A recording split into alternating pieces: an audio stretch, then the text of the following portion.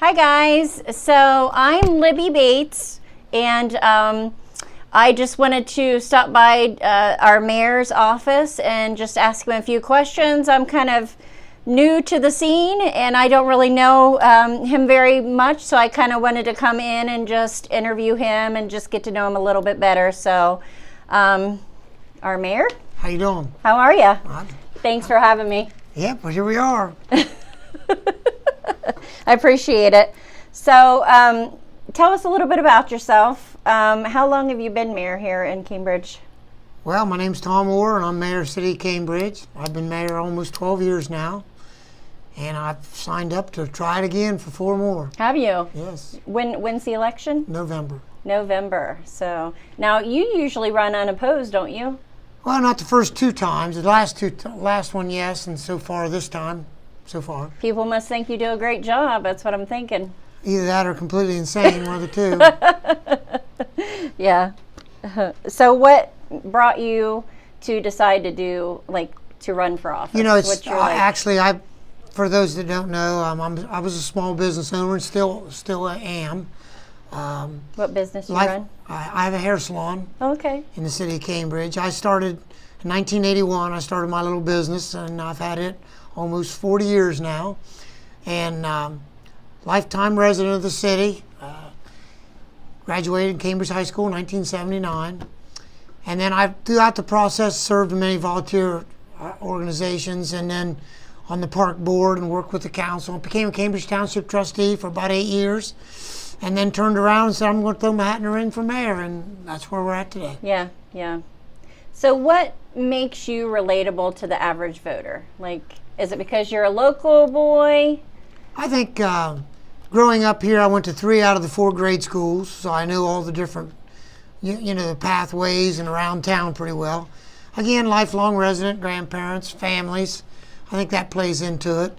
Same time being active, both in small business and volunteering. Mm-hmm. And quite honestly, I like to think got a few things done. The swimming pool out there was one of the things I helped spearhead years ago. Yeah. To make sure, and we still have that to this day. And I think the kids really enjoy going out there. On a day like today at 100 and some degrees, I'd say that's pretty important. Definitely, definitely. It's good to have an activity for them to get together, and they're not getting in trouble. No, it's nice. So, what's kind of been a big accomplishment that you think that you've done over the years that you've been mayor, or that you've seen? Well, you don't know for sure until you get out of office. History will be what it is, but I think one of the things that we'll be stuck with, it's a good thing, is property code maintenance, trying to make sure we tear down some of the dilapidated homes and try to move things forward. Hopefully some of the partnerships to keep ongoing businesses, restaurants, growth of businesses. Our downtown corridor, way it's managed, maintained, flowers, downtown organizations. I think businesses have been located. We don't have the empty spots that we once had. Mm-hmm. Are they once what they used to be? That's a matter of definition probably sometimes. But and overall, I think it's just the fact we have backhoes moving all the time. Yeah. Clark Street, as we speak, is under construction. Muskingum Valley Health will be going under construction by the 17th of July. I like to think the ongoing new sidewalks, trees in and out, cemetery care, the park's growth, maintenance.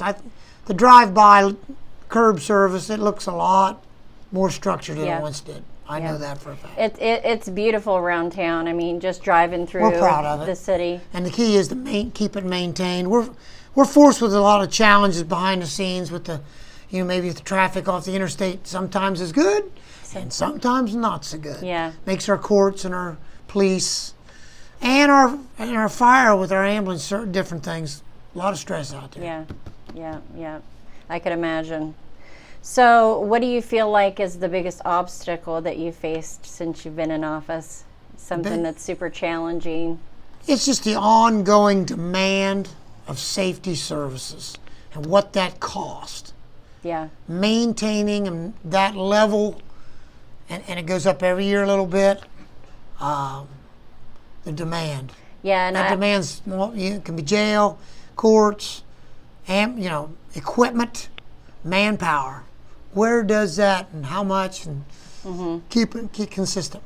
And I don't think the average person realizes, unless they're in an office like yours, how much it costs to run the city. Well, and that, that's where the trust factor kicks in, and hopefully that's been a good relationship there. Yeah. Because we have been successful for that many years. It's just not for everybody. Yeah, yeah. So progress being made around the city. You've seen a lot of progress, like you were talking about. Well, you grow up here, you see things you used to have when you was a kid, and sometimes it's not there anymore, and that's kind of hard. But there's other new things to replace it. Is it what somebody else likes? One time when I was a kid, there was 2 bowling alleys. Now there's none. Yeah. Well, that's no one person's fault. Right. It's just the world changes. You just kind of stay on the cutting edge and keep on working. Yeah, yeah. So as far as working goes,